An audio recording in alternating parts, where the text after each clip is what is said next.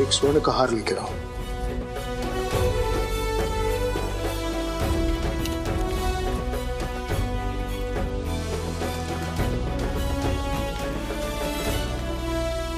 मेरी महाराज से नम्र विनती है कि कृपया इस स्वर्ण के हार को अपने गले में पहन कर रखें, ताकि वस्त्र बदलने के पश्चात हमें ज्ञात रहे कि कौन से महाराज यहाँ पहले से विराजमान थे और कौन से तत्पश्चात पधारे, कौन से महाराज की कहानी का दृष्टिकोण कौन सा है। अनुरोध है कि इस समस्या का निर्णय होने तक कृपया इसे अपने गले से उतारे ना। अब महाराज चाहे तो अतिथि गृह की ओर प्रस्थान कर सकते हैं।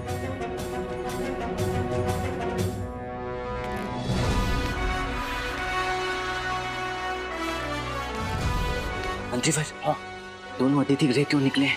चलिए चलकर देखते हैं कि इनमें से अतिथि गृह का सही मार्ग किसे पता है। आप बिल्कुल सही कह रहे हैं पंडित रामकृष्ण। चलिए चलिए। पंडित रामकृष्ण, अरे रुकी, प्रश्न कौन बताएगा? अरे आप रहने दीजिए गुरुवर, अवसर हाथ से निकल जाएगा, रहने दीजिए। अरे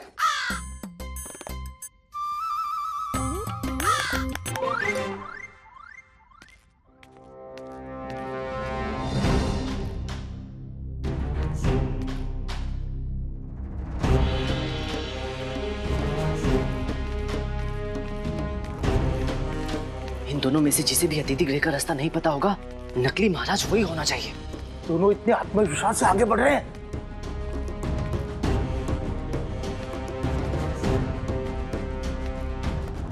देखिए, अब आगे नहीं बढ़ रहे। आगे चलने वाले महाराज के चलने की गति धीमी हो रही है। हाँ, वो किस लिए? ताकि पीछे चलने वाले महाराज उनसे आगे निकल जाए और आगे जो दाएं बाएं वाला मोड़ आ रहा है उन्हें पता चल सके कि मुड़ना कहाँ है, दाएं या बाएं।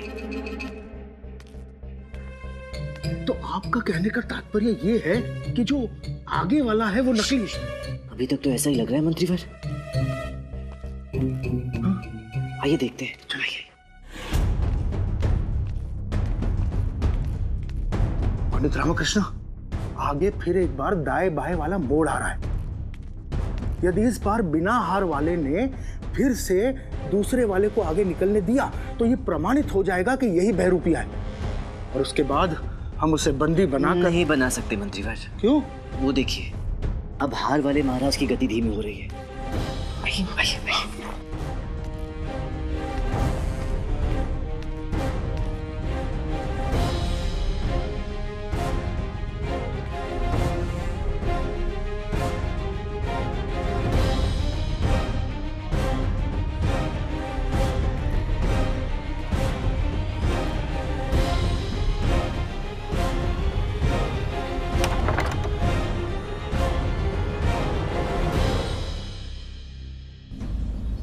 कैसे कैसे कैसे संभव है ये? कैसे दो व्यक्तियों के चेहरे मेरे शाश्वत मेल खा सकते हैं? कैसे दो व्यक्ति बिल्कुल एक जैसे हो सकते हैं? क्यों नहीं हो सकता गुरुजी? जब दो गधों की शक्लें एक जैसी हो सकती हैं, तो दो व्यक्तियों की शक्लें एक जैसी क्यों नहीं हो सकती?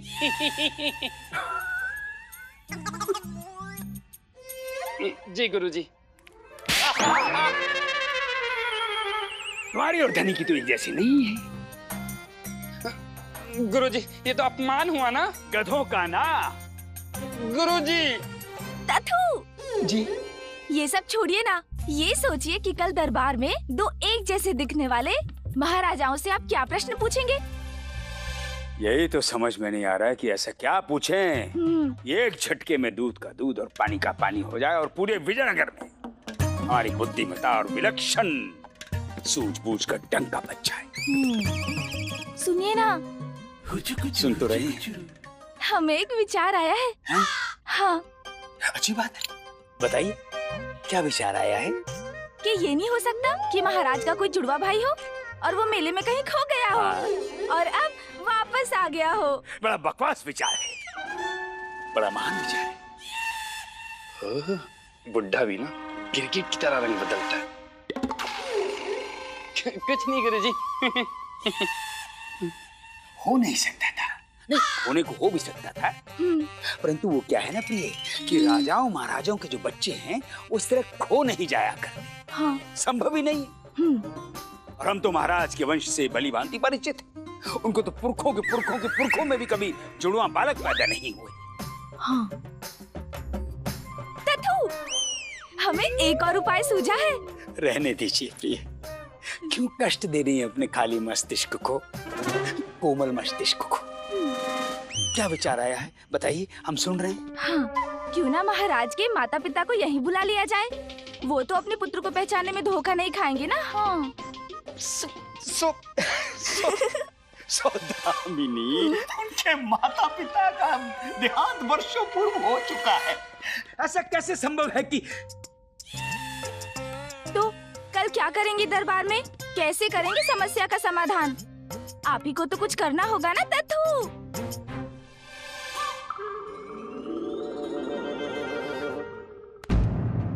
हो गया, समझिए, हो गया इस संपूर्ण समस्या का निदान। सूझ गया है हमें एक ऐसा ब्रह्मास्त्र जो कदापि खाली नहीं जाने वाला।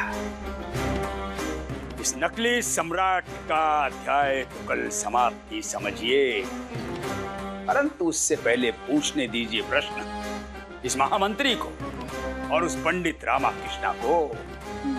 वो भी तो कुछ सोच कर आने वाला है, और जब उनके तर्कश के समस्त तीर व्यर्थ हो जाएंगे, तब हम निकालेंगे अपना ब्रह्मास्त्र और प्रमाणित करेंगे विजयनगर दरबार में केवल और केवल एक ही मुखिया है, वो है हम, राजपुरोहित तथा जारिद।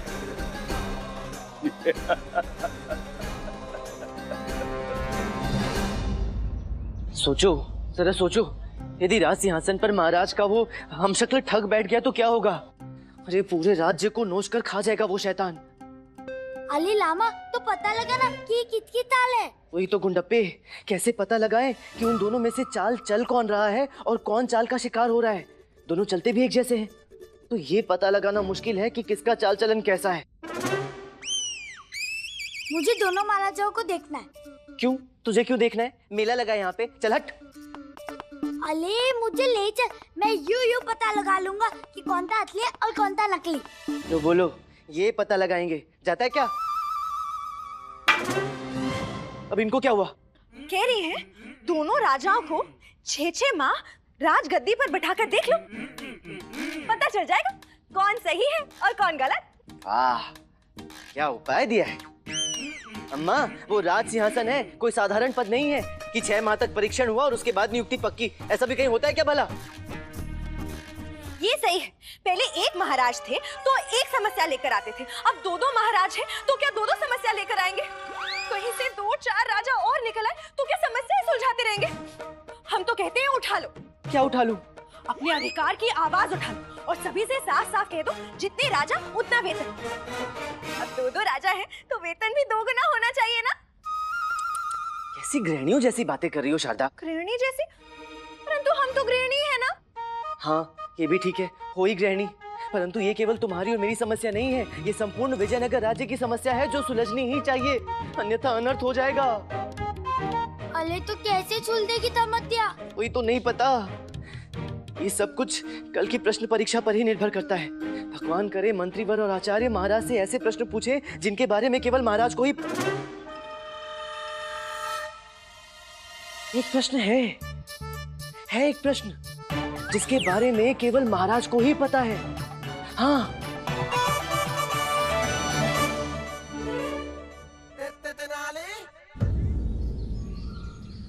अक्कड़ बक्कड़ बम्बे वो 80-90 पूरे 100 में लगा धागा, जोर निकल कर भागा। महारानी तिरुमलम्बा, ये क्या कर रही हैं आप? हम पता लगाने का प्रयास कर रहे हैं कि हमारे असली महाराज कौन है। ऐसे? हाँ, हम तो ऐसे ही पता लगाते थे बचपन में, जब हमें किसी को ढूंढना होता था। महारानी तिरुमलम्बा, वो बचपन की बात थी, अभी महाराज बड़े हो गए। अयो, हम तो भूल ही गए। आप यही रुकिए, हम अभी बड़े पुतले लेकर आते हैं। हाँ। महारानी तिरुमलम्बा, आपको आभास भी है कि कितनी बड़ी समस्या आन पड़ी है हम सब पर। यहाँ हम इस चिंता में घुले जा रहे हैं कि आगे क्या होगा, और आप है कि आपको तो कुछ पड़ी ही नहीं है। एक ही चेहरे के 2-2 महाराज विचर रहे हैं इस महल में। आपके और हमारे एक ही जैसे दिखने वाले दो सुहाग। इस बात का महत्व भी पता है आपको? क्या होगा यदि ये समस्या नहीं सुलझी तो? हाँ, आप बिल्कुल सत्य कह रहे हैं। ये तो सच में बहुत गंभीर समस्या है, क्योंकि एक महाराज जिन्हें हम असली समझकर अपने बनाए व्यंजन खिला दिए, तो दूसरे महाराज जो कि वो भी असली हो सकते हैं, वो तो हमारे बनाए व्यंजन खाने से वंचित रह जाएंगे। कितना बुरा लगेगा उन्हें। आपके हाथ के बनाए व्यंजन खाकर जीवित बचेंगे तो बुरा लगेगा ना? आप कहना क्या चाहती हैं? हम इतने बुरे व्यंजन बनाते हैं? महारानी तिरुमलम्बा, ये सब छोड़िए और कुछ सोचिए इस समस्या के बारे में। नमन बड़ी महारानी। आपको भी हमारा नमन छोटी महारानी। आपने स्मरण किया हमें। जी महामंत्री जी, असली महाराज के संदर्भ में कोई सूत्रार्थ लगा? प्रयास जारी है महारानी चिन्ना देवी, परंतु सच कहें तो अभी कुछ भी कहना कठिन है। वास्तव में स्थिति अत्यंत ही गंभीर है। चेहरे मिलते हुए तो हमने कई बार देखे, पर इतनी समानता, सच पूछिए ईश्वर का इतना बड़ा चमत्कार हमने आज तक नहीं देखा। वही चेहरा मोहरा, वही व्यक्तित्व, वही शारीरिक भाषा, वही तेवर, दोनों में लेश भर भी अंतर नहीं। क्या हम उनसे मिल सकते हैं? उन्हें अपने हाथ का बनाया वो व्यंजन खिला सकते हैं? क्षमा कीजिए महारानी, किंतु ये संभव नहीं। हाँ, यदि आप दोनों को महाराज को किसी खिड़की या झरोके से देखना हो तो संभव है। और कब तक प्रतीक्षा करनी होगी हमें? अधिक समय नहीं महारानी, कल इसका निर्णय हो जाएगा कि दोनों हम शक्लों में से हमारे वास्तविक महाराज कौन है।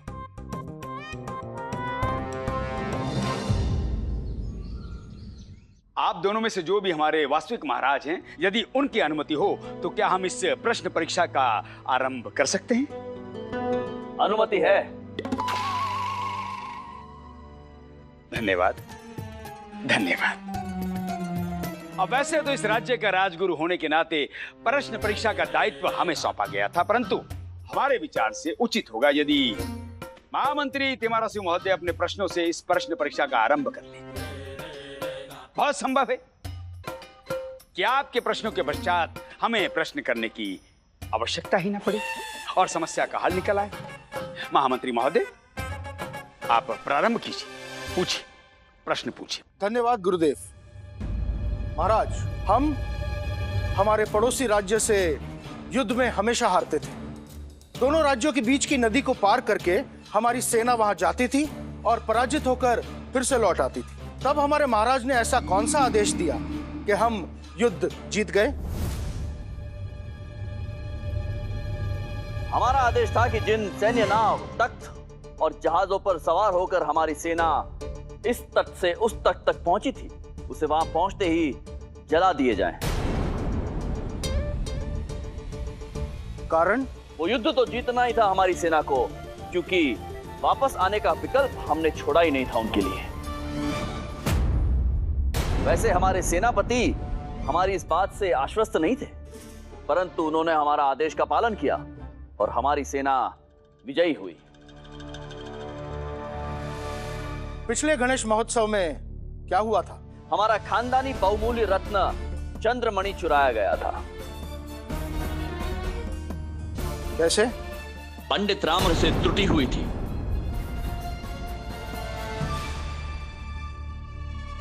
हमारा अगला प्रश्न, हमारा सेना विभाग के अस्तबल में एक विशेष घोड़ा है जिसका नाम कुछ और है और काम कुछ और। हमारे महाराज उस घोड़े से विशेष स्नेह करते हैं। क्या महाराज हमें उस घोड़े का नाम बता सकते हैं? अभय, गलत।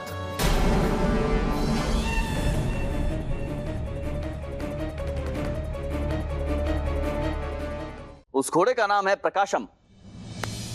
नाम प्रकाशम है, परंतु वो केवल रात्रि युद्ध लड़ सकता है, क्योंकि उसे केवल रात्रि में दिखाई देता है। और हम स्नेह से उसे अंधकारम भी बुलाते हैं। अंधकारम, प्रकाशम, अद्भुत घोड़ा है। पिछले युद्ध में अपने पैरों पे 16 घातक तीर लगने के पश्चात भी वो दौड़ता रहा और वो हमें अपने खेमे तक सकुशल ले आया। हमसे अधिक भला कौन जानता होगा प्रकाशम को। हम तो ये देखना चाहते थे कि ये बहरूपिया प्रकाशम के बारे में कितना जानता है। और ये अभय कौन है? हमारे दक्षिणी पूर्व की सैन्य टुकड़ी का सबसे शक्तिशाली, सबसे प्रशिक्षित हाथी अब है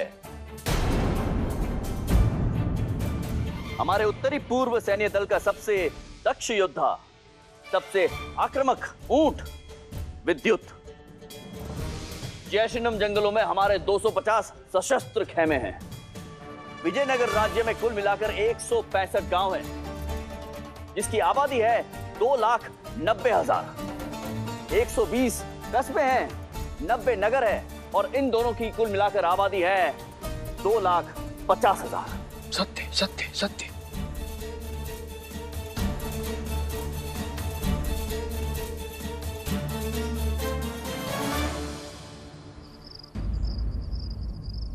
हुजूर का इकबाल बुलंद हो।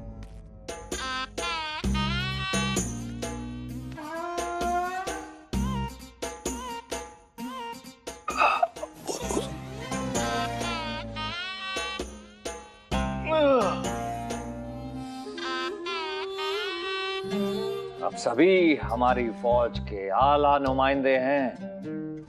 आप सभी का यहाँ मौजूद होना इस बात का सबूत है कि मुद्दा कितना अहम है। अल्लाह! हालिया वाकयात के रूह में कुछ बेहद दिलचस्प वजूहत नुमाए हो गए हैं, जिनका हमें फायदा हो सकता है। इतनी खुशी अपने तक रोके रखना हमारी बर्दाश्त के बाहर। अल्लाह! इसीलिए आप सभी हाजरीन को इतनी रात गए यहाँ बुलाना हुआ। मालूम हुआ कि हमारे पड़ोसी मुल्क विजयनगर में 2 बादशाह नुमाए हो गए हैं। 2 महाराज कृष्णदेव राय। हुजूर एकदम सही फरमा रहे हैं। अब 2 बादशाह, यानी एक ही शक्ल सूरत के 2 कृष्णदेव महाराज, और दोनों यही दावा करते हैं कि वो ही विजयनगर राज्य के असल बादशाह हैं। अब पूरा विजयनगर राज्य इस हम शक्ल के जंजाल में ऐसे उलझा हुआ है कि वो ये फैसला ही नहीं कर पा रहे हैं कि इनमें कौन असली है और कौन नकली। बर्दाश्त के बाहर है ये खुशी बाबा, बर्दाश्त के बाहर। बहुत ही अहम तरीन मौका है हमारे लिए बन्ने खान। जी हुजूर। जिसका हमने वक्त रहते सही फायदा उठाया तो विजयनगर पर हमारे मुल्क का फतेह का परचम लहरा सकता है। अल्लाह!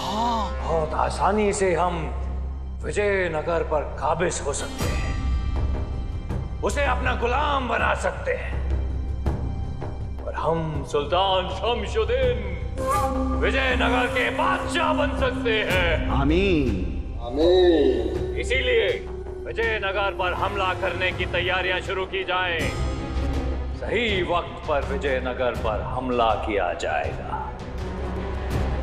विजयनगर पर हमारी हुकूमत होगी। हाँ, ऐसा पुरसकून एहसास महसूस हो रहा है अंदर, इस ख्याल से कि विजयनगर में हमें और सजा देने को मिलेंगी। अल्लाह! हुजूर, ये तो सरासर गद्दारी है। विजयनगर के महाराज श्री कृष्णदेव राय आपके दोस्त हैं और उनका आप पर बहुत अकीदा है। क्या आप अपने दोस्त को दगा देंगे? जंग है बाबा, जंग। अब जंग में कुर्बानियां तो देनी पड़ती हैं। और फिर हमने आप ही से तो सीखा है कि कीमत मौके की नहीं, उसका फायदा उठाने वाले की होती है। अब आप ही की सीख पर तो हम अमल कर रहे हैं। अल्लाह! मेरा कहने का मतलब हुजूर, ऐसा बेहतरीन मौका हमें फिर कभी नहीं मिलेगा बाबा। बन्ने खान। जी हुजूर। हमले की तैयारियां शुरू की जाए। जो हुक्म बादशाह सलामत। चलिए। अल्लाह! कर्ज चुकाने का वक्त आ गया है।